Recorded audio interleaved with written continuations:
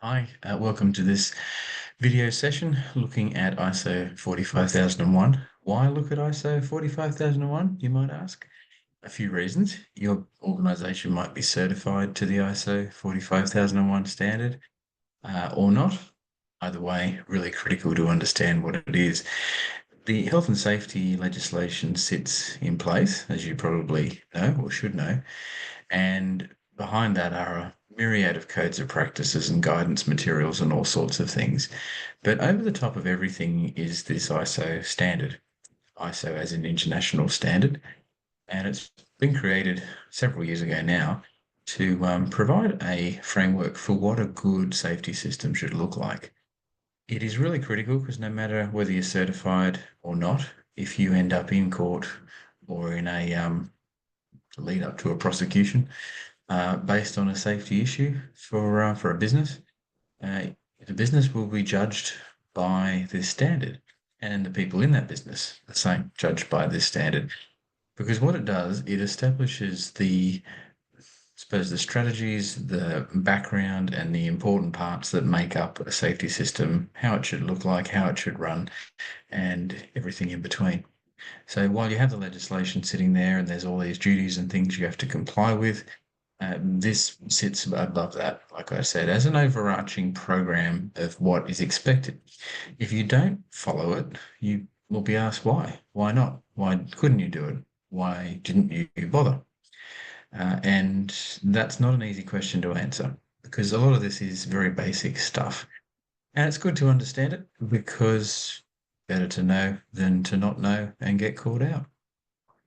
So everyone needs to have some awareness of it, particularly also if you are certified as an organization, if your workplace is certified to this standard, because it'll make sense as to why the organization wants you to do certain things and probably give you a lot more understanding of the policies and procedures and processes you have to follow.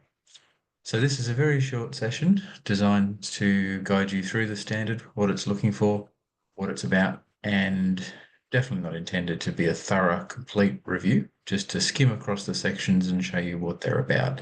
I very much recommend you read further and follow along with my full analysis of the standard, which is available in another session. So at the start, you've got the license details because it is a purchasable product. It's I suppose, a commercial product. So that protects it, means it's not easily available. You can't usually Google it on the internet. It's not available unless you pay for it, which I don't agree with personally, because I don't think you can copyright information that will help people be safe in the workplace. It's a bit like having a patent on a seatbelt. That was probably the first real innovation in car safety technology that was freely available and still is freely available. Companies don't pay to produce a seatbelt from the fellow who designed it. That's good. So this standard was introduced in 2018. It applies, as it would suggest, internationally. Australia has adopted it. We had the Australian and New Zealand standard 4801, which you may be familiar with before this. But this standard looked very much at the legislation we have in place in Australia. If you look at it, a lot of the concepts are straight out of the legislation, which is great for us because that means following this uh, means you follow the legislation. Simple as that. And there's a lot of material at the start I'll skim through, just contents pages, a lot of definition sections, discussion of how it all fits in and what it's all about, why it works. This plan, do, act cycle they talk of, the whole purpose of a safety system, according to the standards or any management system, is to plan action, do it, check and monitor, and act. So improve. You've got to find the issues, plan how to address them. You've got to put the right resources in. You've got to analyze the results of that work and then try and improve. Simple model of growth and continuous improvement that they talk about. This is a good point to look at, and it's a legal concept more than anything.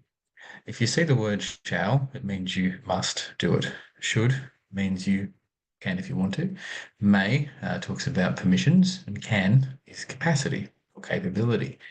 These words all have really important and real meanings, and we use them interchangeably, and we need to stop doing that. It's a good thing in all the work you do, because there is legal consequences. If you say I shall do that, it's not I possibly might. It's a must. You should do that. It's not necessarily a must. So things like that. It's important when you read law and read legislation, read standards like this, because you'll be judged against that. And if it says an organisation shall do something, no doubt you have to do it. The standard then looks at several different sections. The first few go through definitions. From section 4 onwards is where you get audited, and that is coming up shortly. You can see a lot of definitions, which you're welcome to go through at your leisure. So here we go. Context of the organisation. Whole point of a safety management system is to make sure it fits the relevance of your business. There's no point having a mining safety plan in place if you run trucks in a retail scenario. There's no point having forklift requirements if you never have a forklift. Simple as that. So you have to map out who your work can affect, who affects your work. So if you rely on delivery drivers, on external contractors, on suppliers, you have to understand that and work out how that affects your safety system. Then you build the system around it. Simple as that. Then section 5 talks about leadership and worker participation. It is very much reflecting the law, the Australian WHS Act, Victorian OH&S Act. You see the interchange between OH&S, WHS, all the same thing. What it does is say leaders, owners of the business, directors, officers have to take leadership of safety. No point doing it if the directions don't come from above. There has to be buy-in at that senior management level. Simple as that. And it details a few little points, which is all nice and fluffy, but they all have sense. They all have a specific purpose, such as ensuring that the management system achieves its intended outcomes. So if you're wanting to make people safe and you're having accidents, leadership is failing according to this standard. And it goes through a lot of different things that in an audit you need to answer. But that's the overall point. Management have to be actually involved in doing the right thing and ensuring it all happens. There has to be a health and safety policy which sets the commitment of the organisation to safety, has some very clear points in it as well. A lot of it is very broad, general information, but it is all auditable. So it includes a commitment to continual improvement. You have to demonstrate that that's in place. You have to actually want to achieve growth. You can't just sit there and do nothing and hope it all goes away. And that might take a really practical example. If you're having forklift accidents, you might need to look at alternates to forklifts. You might need to put people through training. You might need to do this. You might need to do that. So there's always, can we do better? Can we improve? And the good thing is workplaces shift dynamically all the time. It's absolutely impossible to stay the same. Even in a factory where processes don't change, you'll get new people and things will adapt and evolve. New technology, new customers, new demands. There'll always be change, and the system must continually keep up with it. Everyone has to have clarity around what they do and their role in the safety system. If you're the person who does planned inspections every week, you must have that built in to the system and to your role. So it's actually done and you understand it. Consultation, exactly the same as the legislation. You must do consultation. You must actually involve workers who do the work when you try and plan how to do things safely. There's no point saying, we've got a problem here, let's put some training in place without actually talking to the workers who do it to understand what the problem is. You need to know what's going on from the people who actually do it. And so in the standard, there's some really cool things like determine and remove obstacles or barriers to participation. So why aren't people participating? Do they not have a good enough literacy in the workplace? Are there no opportunities? Are you too busy? Do you give them a chance to talk?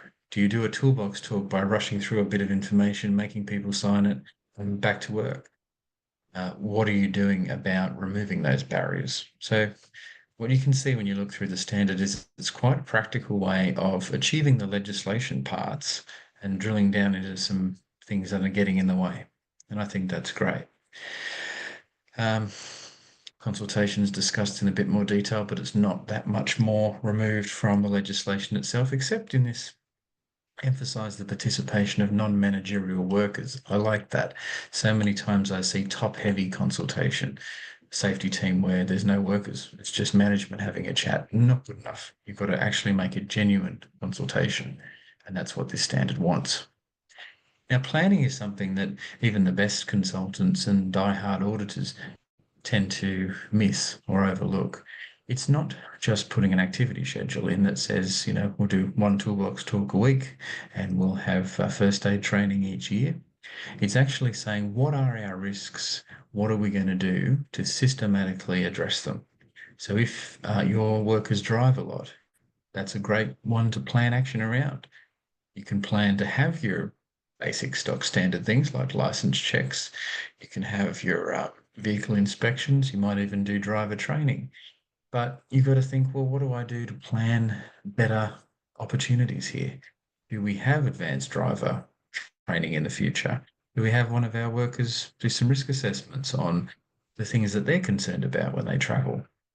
Might it be getting some car manufacturers in to show different safety features and options? Could it be looking at teletrack um, of vehicle GPS data, that sort of stuff? There's so many different opportunities here to dig into what's actually going wrong and provide solutions. And that's what it's all about. Don't just sit there, understand your risks in the business and do something about them. Then it goes into hazard identification and breaks down the different stages. And in this standard, turned up this concept of psychosocial. Not that it's called that, but it's called social factors. But this is where a lot of the psychosocial material you're seeing around today comes from. And it's great because it breaks it down into really practical things. If you're doing a hazard ID of your business, go through this list, look at the how work is organized. So social factors, how many people are there? How long do they work? What sort of breaks are happening? Have there been bullying cases? Who's in charge? What's the culture like? That's a lot of stuff. That's not an easy, quick check. That's a lot of deep analysis of what's happening in the workplace, which is great. Routine and non-routine activities. That's where a lot of accidents happen around the non-routine activities. You might do something 99% of your time and then occasionally do another thing which is just out of the ordinary and can lead to all sorts of dramas. And it takes you on a journey through all the practical things, all the infrastructure equipment you have, human factors, the design, products you use, how work is performed. Very different to run a factory where you're storing equipment, moving boxes around. If you're doing it in a very remote area, or in a built-up area, if you're doing it around a lot of traffic and cars, or if no one's ever there, if it's minus 10 degrees or if it's 40 degrees. All these factors play into it, and that's what this standard's asking you to do. Don't just go, hey, we've got a forklift, it's dangerous. What about it? What's going on? What's the psychosocial context? Yeah. Past events. So if you've had an accident before, great, well, not great, but you're going to know what to do. You're going to know what the risks are. You're going to know how to potentially avoid it in the future. Emergencies, people, what's going on around you. And all sorts of different things sit in there. Changes in knowledge of and information about hazards is important too. So other industries, what's happening? What do we know about things? Silica dust is a great example because while a lot of industries have known about it, like mining, for many years, it's suddenly banked in the construction realm. It's happening in the ACT first, and then we're worrying about it in New South Wales. We've seen it in manufactured stone, and now it's a big issue everywhere. And then, hang on, equipment hire companies are dealing with it because they're the ones who are coping with the vacuum cleaner bags that are full and things like that, and machinery that's been exposed to this. So there's always evolving knowledge, and we'll continue to have that as long as there's humans involved in anything in the workplace. Once you have identified the risks and the hazards, you must assess them and analyze them. And that's pretty standard to the legislation. There's not too much outside of what we would normally do.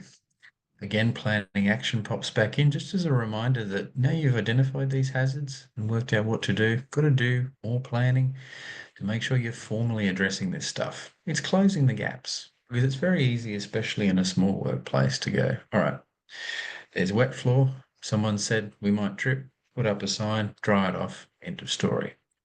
What this is telling you to do is go, no, no, why was that floor wet? Has it been wet every week? Is it a Friday problem when someone upstairs in a different building uses a particular bit of plumbing and it leaks? Are we addressing that? Is it when it's raining? Does the water come in somewhere? Can we fix this in some way? Can we make the floor non-slip? Can we put a different tile down? There's so many things we can do that if we just knee-jerk reaction to the obvious, we miss it entirely. So this point of ISO 45001 is to get to the bottom of these things, which can have extremely severe consequences if we don't action them. Because, sure, talking about a slip hazard, but it could be about a crane, it could be about a truck, it could be a building collapse issue. Small things add up to big problems. Safety objectives then come in, and this has always been around in the different forms of standards over the years, but the point is businesses need to show improvement and an attention given to developing their system to be better. It doesn't just mean we're going to set an objective to have no injuries, 0 injuries for the year or something like that. That's a great target to have, but we need to do something that's relevant. So if you're in a construction business, it might be to put on a safety app so that there's a better onboarding process, a better signing in process when you're on the site. If you're in a organization that does retail, it might be to improve security in some way. It might be customer aggression training that you want to do as a goal to achieve for the year or the next 5 years. How you upskill your people, how you build a training program for your business. So this is a way of staying accountable to that when you can get audited on how you set those objectives, do them, and then measure them, which is a great way of putting a bit of academic analysis into your workplace, really. Has it worked? Is it going to work? Why not? Let's make it work. And a lot of businesses, unfortunately, even those being audited to this standard, look at this as a bit of a painful process that they have to come up with things all the time that are just frustrating but need to be there. No, it should be critical to what you do to make your business better. It should make your bottom line better too. You should make money from being safer because if you're safer, people are more motivated, they're not as stressed at work, they'll do better and everyone will achieve good things. So when you hear about objectives, uh, pay attention to them. If you're a worker who doesn't feel you've got a role to play in the safety system or the business system in general, it's wrong. You very much can come up with objectives that will work well for the business and achieve good things. It might be something that doesn't look like a safety thing, but it could be really critical. If your main safety risk is customer aggression, maybe your objective will be to deal with something in the business that will take that customer aggression away. It might be better customer service training. It might be a better customer management system. So there's not as many issues that customers are facing. So don't look just at safety. This is about business growth in general. And a lot of the next part of this standard looks at how you're going to deliver on those objectives. Support then comes in, and that looks at resourcing really. How much money you spend on safety, the people you have in the business, can they do their job safely? What do you need to do to help them do that? Do they need that extra training? Do they have to have licenses for certain things? Do they need more courses, more first aid training, things like that? Are your workers aware of stuff? So you really need to understand what's going on in the safety system. You need to know what controls are in place. Because otherwise, what are you going to do? You're going to get in the forklift and just drive it straight up into the other warehouse and breach all the processes that you've never heard about? Businesses must have good communication and bring everything together so everyone knows what's going on, where things are going on, coordinate activities, things like that. And that's why these sections are here talking about how to communicate information internally and externally. For example, if you're going to make a lot of noise, you're doing some construction, you will need to talk to your neighbours and make sure it doesn't affect them negatively. Documented information then comes in, which is important because typically where that comes in is if I have an incident and I want to write out an incident report and I go to the folder that's in the office, find the forms, fill it out, and then hand it in, only to find, hang on, that's a 5-year-old incident report. We do a different thing these days. That's the problem we're trying to fix here. Everything's got to be current and at the fingertips of everyone who needs it. Because that's very important, especially if I'm looking at procedures. If you've got a safe work procedure for a task, say a standard operating procedure that's a safe work procedure on a bit of equipment, make sure the current operating procedure is sitting there and available. Otherwise, you don't want someone using something that's old that you've superseded, might have major problems and faults. They might destroy the bit of equipment, let alone hurt themselves. So keep up to date, keep things right, know where everything is, keep a record of stuff. That's the point of that. And of course, we always come up with new forms and better ways of doing things all the time. So there's a process in the standard of how you can approach that. Then we get to operation, and operation really means doing it. That's the do phase of the standard. We must put processes in place to make sure people know what to do and can do it safely. So this is where you put safe work method statements together. This is where you put safe operating procedures, standard operating procedures. This is where this lives. So you've got to do it around your hazards, understanding what your hazards are, how you control them, how you deal with change. Change is critical. You're going to move to a new building for the business. What does that mean? Have you worked out fire escapes? Have you worked out how to educate people about what to do, where to go, why? New equipment coming in, new workers, how to train them, all this sort of stuff. Procurement, contractors are a massive risk. Whether you use them directly for the work you do, send them out to other places, or they subcontract further, or you just have someone coming in to fix plumbing or air conditioning. If they're on your premises, they're in your work control, they're part of the business, part of the safety system, your liability. You have to make sure contractors can work safely. And this whole section tells us how we manage that, what we need to do. So there's lots of shalls, again, you see.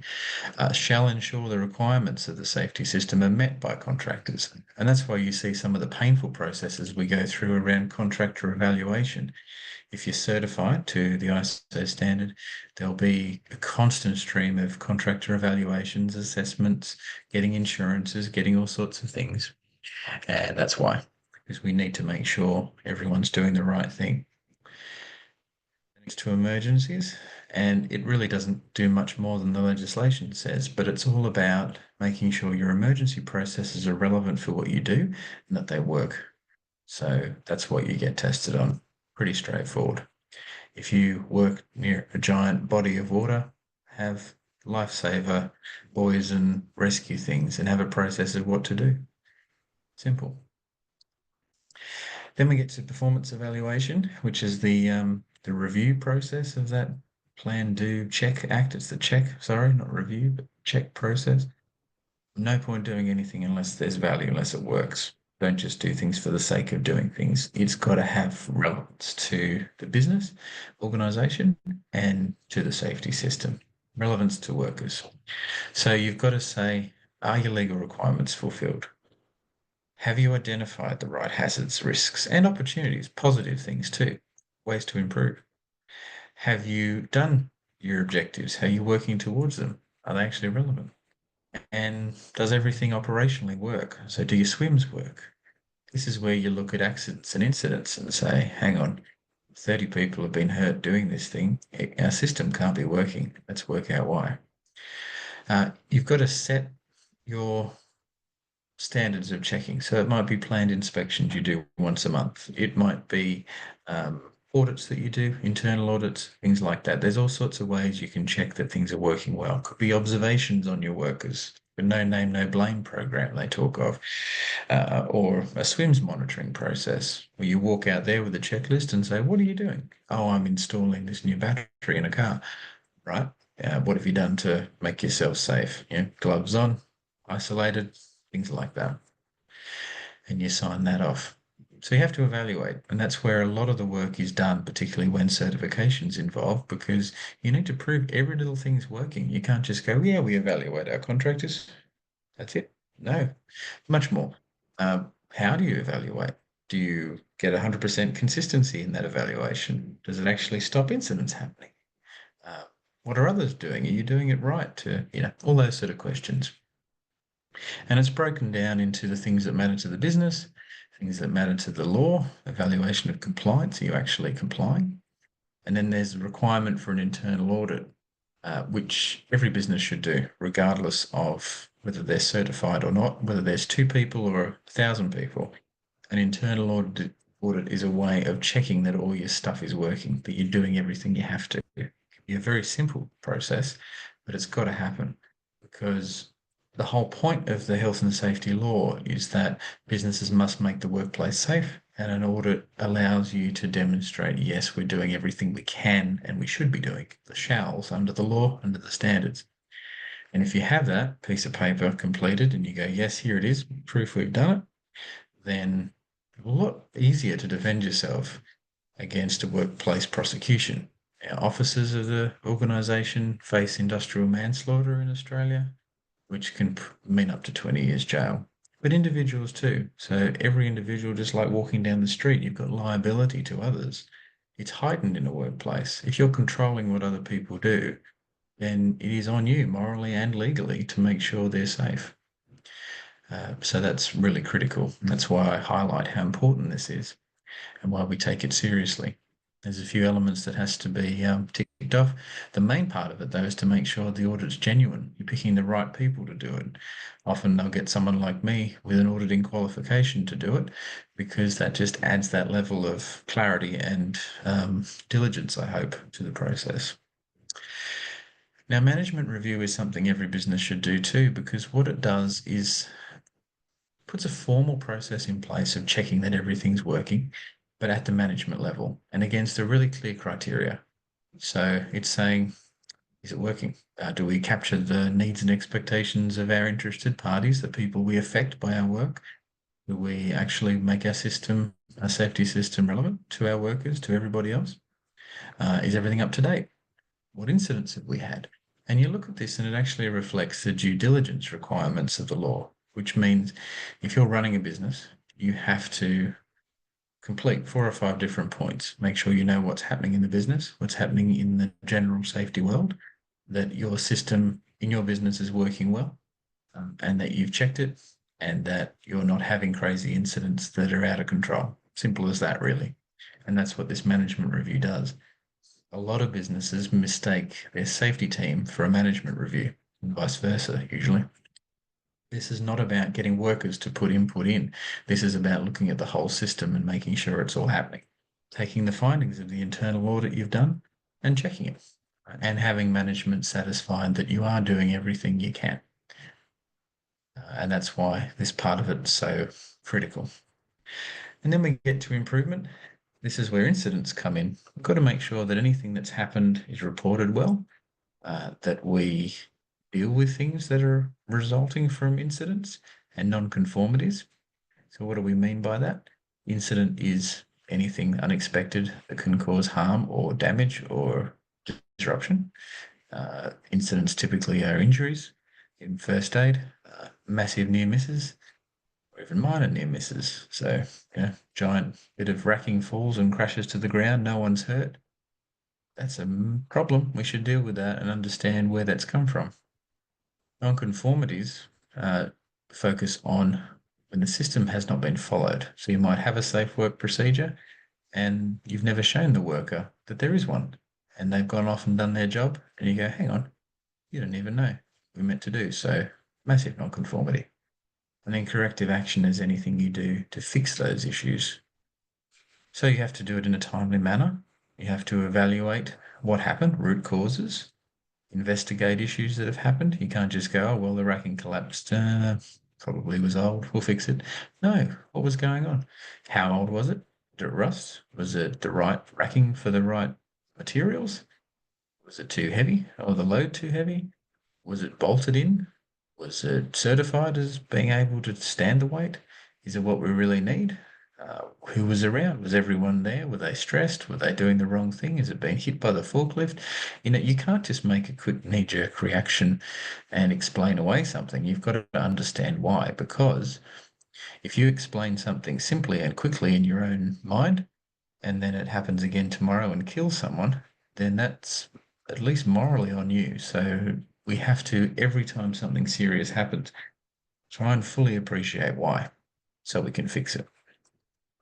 And this system gives us pretty clear points of how we do that step by step, really. How we document it, how we make changes, how we review changes are effective. It's a little review process to make sure we don't miss any steps, we don't skip anything. And then we end with continual improvement, which is that whole idea of the plan, do, act cycle, check, act cycle. We always want to be improving. And some people say, well, why? How can we continually improve? Surely there's a point where we become perfect. And that's what I said before. There'll always be changes. There'll always be new things. There'll always be new ways of doing things, new workers to bring our training levels down. We think we're doing well, then a whole bunch of new people come, don't know as much as others, and it goes back again. We always have to be going up spiraling because of those changes and because of those continuous impacts on our systems. And if we do that, we'll always stay ahead. It'll never be perfect, but the system and the ISO standard that guides it will help us to stay focused on the important things. And then the standard concludes with some guidance material, which is useful to read. And I encourage you to ask for a copy of this through your organization.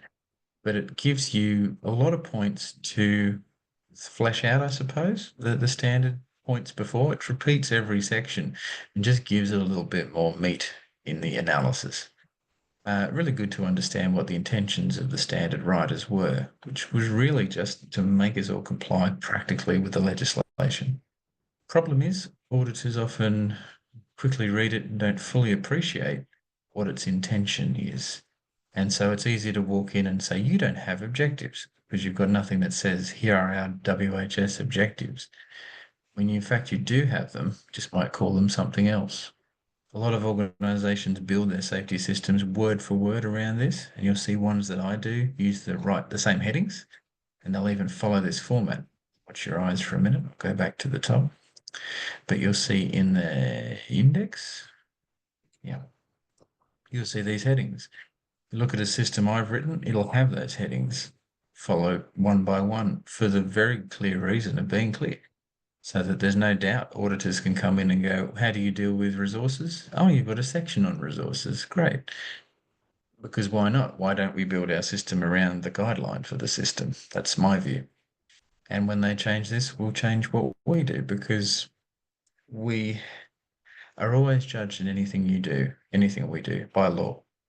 And then there's guidance that always sits behind that. So, for example, simple legal thing, can't drive drunk, can't drive over a certain alcohol limit in your system. That's a law that's established there. How that's interpreted then is in case law and in guidance material from the RTA and things, and we get a picture of it. Typically, we don't often go and research it ourselves. We will follow advertising in the media, TV shows that have told us, family friends that have told us. But there's all sorts of tricks and things because nothing's ever perfect. Is that a roadside test? How do we test at the roadside accurately? Do the breath tests actually show exactly what blood alcohol system you've got, or do they just indicate that there's alcohol present to suggest you're over the limit? Of course, you've got to go to the station and get a blood test so there's an accurate reading. Does that change over the next half hour? Should it be done the second you do? Could you delay it a bit? There's so many nuances of how we navigate what seems to be really clear law. And that's what this is about too. It's very easy to say, provide a safe workplace, but not so good or easy in practice. So the point of this ISO standard is to give a framework around getting it right. It's not perfect, but it gives us a plan and it gives us something to build our safety systems around. So that's why it's there and that's why it's audited against. And if your company or organization can fulfill each element of this to the right standard and an independent auditor checks it and says you're good, that's why you get the certification, which should, if it's done right, demonstrate that your business can be safe. So that's it. Hopefully that wasn't too boring. And As I said, there is another session if you're so inclined in which I go through every element in much more detail, but this should give you enough of an overview to feel confident when you hear these terms and you experience the ends or the sides of audits that come to your business. And so you're not confused. There's nothing to be scared of in this standard. It's a very straightforward way of keeping people safe, in my view, with a lot of junky legal jargon and language. But the whole point should be pretty straightforward. Yeah. Find out what your hazards are, plan how the best way you can to tackle them. Do that, check it, make sure it's working, and then improve it. Simple. Thank you.